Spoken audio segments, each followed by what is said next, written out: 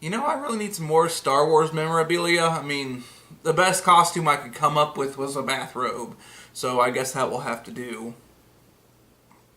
Either way, I love Star Wars. Star Wars was probably one of the biggest influences in my life growing up. My mother showed me Star Wars when I was a kid, and I was instantly hooked. Ever since then, I have seen every movie that has hit the theaters. Quite frankly, I have been nothing but pleased with Disney's most recent work in the area. It has brought Star Wars back to me. I even love all the new movies, and I enjoy them for the greatness they bring. But Rogue One did dip into the moral ambiguity territory that I kind of don't want in my Star Wars world, but, you know, that's just a matter of taste. So, considering the fact that Star Wars comes out this month, it's a festive sort of time, and the fact that there are a lot of Star Wars role-playing games, I've decided that December is going to be Star Wars month, where we cover Star Wars role-playing games. And with that comes a very special theme song. So, even though we just had an intro beforehand, I'd like to give to you the theme song for Star Wars month. Warning, the words and lyrics written by 2D6 and its creators do not necessarily reflect the thoughts and opinions shared by Tanner Bivens. Boba Fett sucks! Your dad got killed right in front of you. Boba Fett sucks! Basically, it was only the extended universe that saved you. Boba Fett sucks! You know what's really great about Star Wars?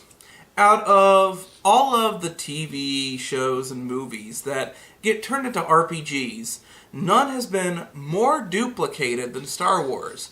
There are a plethora of books out there just geared towards Star Wars, created by different companies, different people with different designs. It's really quite fascinating. The fact of the matter that most gaming companies do not have enough books out that equals to Star Wars games just in and of themselves.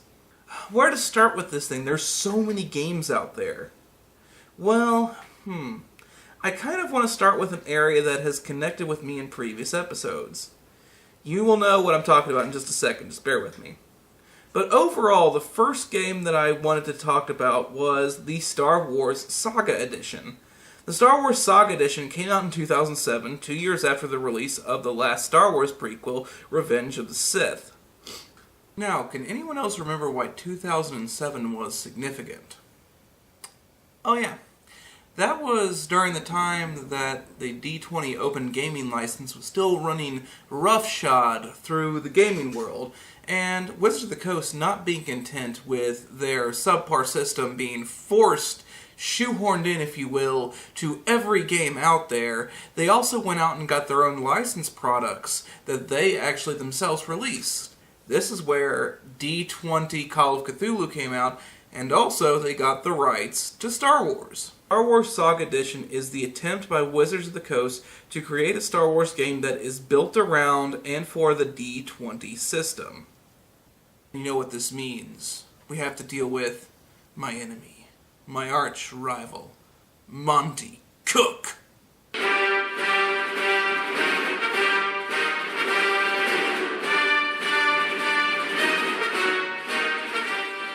Oh, Monty, Monty. Why must we meet like this? We meet back here for yet another D20 game, this time from Wizards of the Coast themselves. Not from Monty Cook, though, but I'm still going to count it as the Nemesis thing. This time, though, it is from writer Chris Perkins, who many gamers may know still works for Wizards of the Coast to this day. Perkins has had guest appearances on the gaming show Critical Role over at Geek and Sundry, and his most recent work is the lauded D&D 5th edition campaign, Curse of Strahd. Perkins is one of the best writers in the role-playing game world today. He is fantastic and quite inventive. As such, he really elevates this game to a different level. Unlike other D20 games that were released by Wizards of the Coast at the time, which were typically pretty terrible, this game is elevated to a different level. This could have easily fallen into the Call of Cthulhu D20 realm, but it didn't, and a lot of that could be thanks to Perkins' writing and Perkins' creation. Is this game good, though? That's another story altogether. Please keep in mind that whenever I talk about Star Wars games, all of them are at least playable. They are at least playable to some extent. And especially with D20, this one is relatable. However, is it good? That's a whole other story. This really doesn't help the fact that Star Wars also has the really popular miniature game that, even for the D20 license that is built around miniatures, you have really excellent games on both ends that you can go to, aside from this one. As far as Mythos is concerned, well, we already know what it is. It's Star Wars. The Mythos is Star Wars. Expanded universe and all points in between. Really, when it comes to these Star Wars games, unless it's actually geared towards a very specific area in the universe, all we really have to go on is the dice system and how it works with the world at large. And how does the system work for Star Wars? About as well as most games at this time. There are certain parts that do work, and you can see how these things can actually work with the system. However, it's still trying to fit a square peg through a round hole in many scenarios. This is by no means as bad as Call of Cthulhu D20. There are aspects of this game that work. However, this game does have the misfortune of going up against RPGs in terms of dice system synergy and the fact that it has to go up against the Star Wars miniature game, as stated earlier, which also has an amazing dice system attached to it, making the game seem, well, kind of inadequate. The game works fine. It's fine. It's not amazing, but I mean, it works. And really, there are some things that are genuinely good here. Like, I really like the dark side counter that you have that gauges how far you've gone to the dark side, which is a really cool add-on. Although, get ready to have some arguments with the people playing at your table about the concepts of moral ambiguity. The game is functional. I won't take anything away from it there, and I can definitely see how Perkins wanted to ensure areas of this game worked. However, there are some areas that will just drive you nuts. The skill system is definitely one of them. Not only mixed in with climb skill and ride skill checks that will sometimes come in handy from a 3.5 game, but you also have, in addition to, one of my fucking favorites, the use force skill. I'm sorry. This is going to get into a bit of a soapbox here, but just the fact that if you look onto the character sheet for the D20 Star Wars Saga, you will see under the skills use force, and this makes me uncontrollably angry as a Star Wars fan, just because, to boil down the force, the thing that binds the universe together in the Star Wars mythos, the thing that everything is pretty much built around to some extent. Like, it's the entire religion of this world. To boil down its use and its concepts into just one skill check is unfathomable.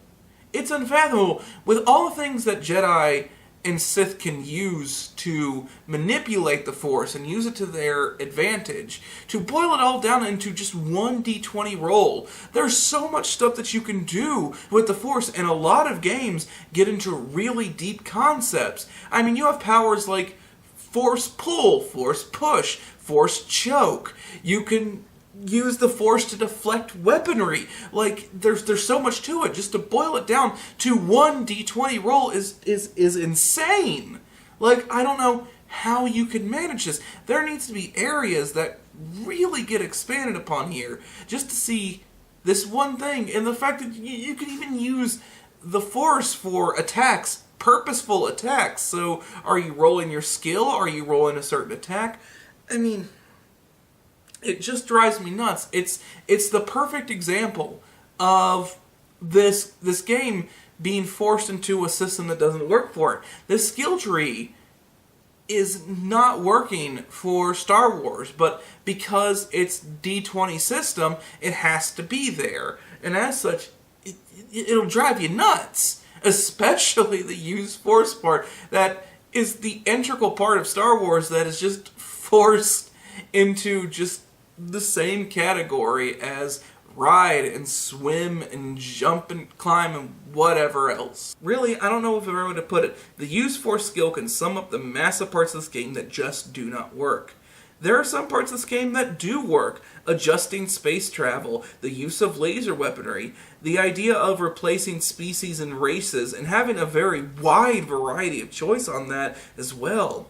But man, there are areas that will just drive you crazy. The concept of a class system and leveling up similar to D&D just does not fit with the narrative. The use force skill, other aspects of the game just shows its many weaknesses.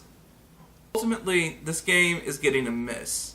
Now, please, don't get me wrong here. This game is certainly playable and has its place in this world. If you want to play a game, like if you want to play Star Wars, and you don't want to learn an entire new dice system, this is the game that you reach for. It's playable, you can use it in campaigns and whatnot, it's a familiar dice system, it can work. It's not terrible. It's not like Call of Cthulhu D20 where it's unplayable.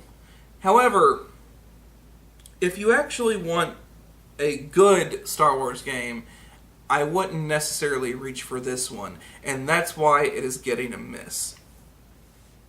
With that said, this is the first chapter in the Star Wars month. Please like and subscribe for more, and come back next week for another game to add to the collection. Until next time, may the Force be with you.